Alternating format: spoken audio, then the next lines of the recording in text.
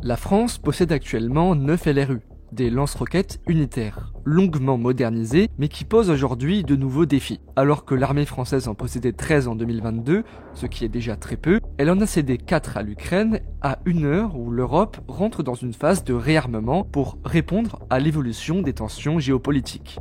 La guerre en Ukraine nous a en effet montré l'importance des frappes en profondeur derrière la ligne de front et il semblerait logique d'investir massivement plutôt que de se priver de cette capacité. Aujourd'hui sur Galibellum, la France va-t-elle remplacer son système M270 LRU et va-t-elle choisir la voie du nombre comme la Pologne qui a commandé en septembre 2023 486 M142 HIMARS?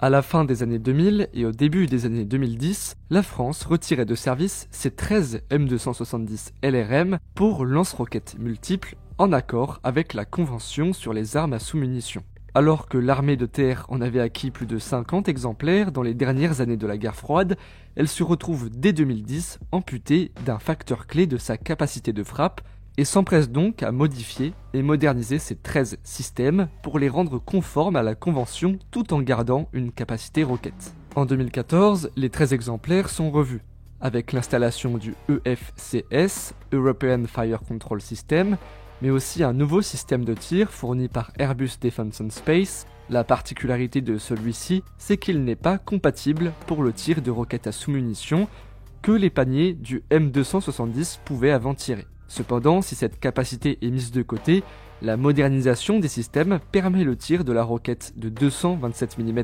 GMLRS qui, guidée par GPS, est capable de frapper à plus de 80 km avec une précision variant de 3 à 5 mètres. Le LRU est ensuite rendu au 1er régiment d'artillerie basé à Bourgogne, dans la région Bourgogne-Franche-Comté, à savoir que malgré sa modernisation, l'armement principal reste la roquette M31 de 227 mm guidée par GPS. Celle-ci possède une portée allant de 15 à plus de 70 km, peut recevoir une charge militaire à éclat de 90 kg tout en ayant une précision de moins de 5 mètres et une vitesse à l'impact de Mach 1,5, soit plus de 1850 km/h.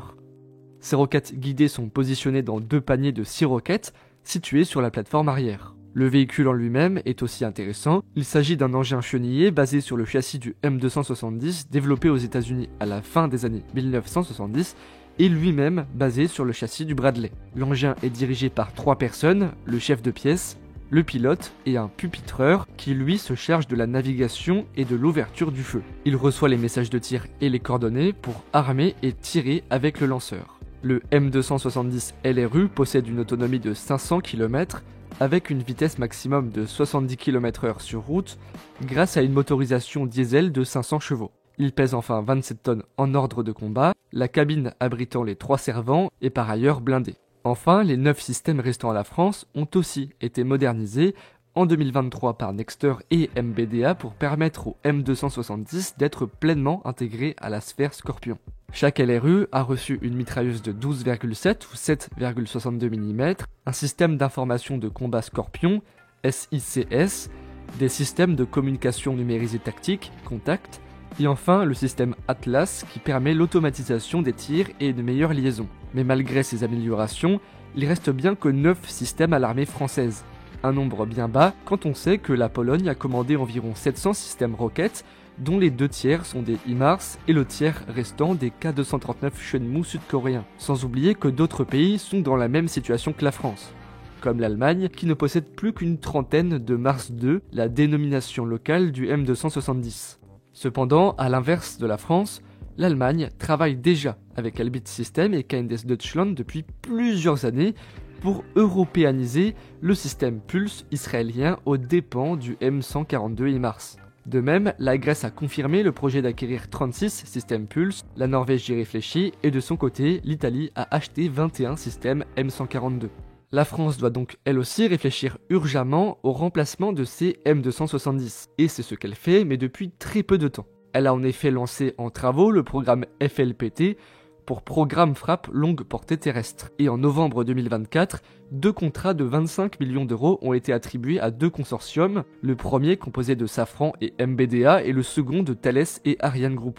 Cette somme engagée par la France correspond à l'investissement nécessaire pour que les industriels réalisent en 18 mois la première phase de réflexion sur le projet qui doit aboutir à la réalisation d'un démonstrateur et à des essais autour de celui-ci dans le délai annoncé. La Direction Générale de l'Armement, DGA, prévoit aussi de lancer avant la fin de l'année 2025 une compétition qui ressemblerait à un appel d'offres pour commander dès cette année les premiers successeurs du LRU qui seront qualifiés d'obsolètes à compter de 2027.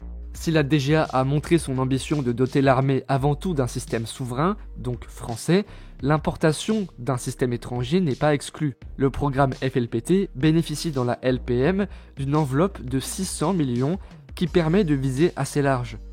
L'armée de terre veut absolument se doter d'un bataillon d'ici 2030, et si cela n'est pas possible avec une solution locale à cause des délais, alors l'armée pourrait se tourner vers des solutions étrangères déjà étudiées actuellement, comme le M142 HIMARS ou encore le Pulse de Elbit System européanisé par KNDS. A savoir que lors d'une rencontre, le général français Pierre Schill a dit clairement que le futur engin de frappe devra être capable d'atteindre des objectifs ennemis dans une profondeur tactique de 100 à 200 km, mais l'objectif serait de porter cette capacité jusqu'à 500 km. Enfin, il n'est pas exclu de collaborer à l'échelle européenne sur la capacité de frappe longue portée, une coopération qui s'était révélée très réussite dans le cadre de l'européanisation du système M270 dans la fin de la guerre froide. La défense européenne se développe de jour en jour et un partenariat France-Allemagne a déjà été envisagé. Les deux pays ont d'ailleurs déjà de l'expérience en matière d'artillerie, puisqu'a existé en 2018 le programme SIFS pour Common Indirect Fire System, par la suite avorté. Et voilà, encore une courte vidéo aujourd'hui qui signe la reprise après les fêtes. Je vous souhaite à tous une très bonne année, avec plein de projets. Nous aussi, nous avons plein de projets. N'oubliez donc pas de vous abonner, c'est très important pour nous. Je vous souhaite une bonne fin de soirée.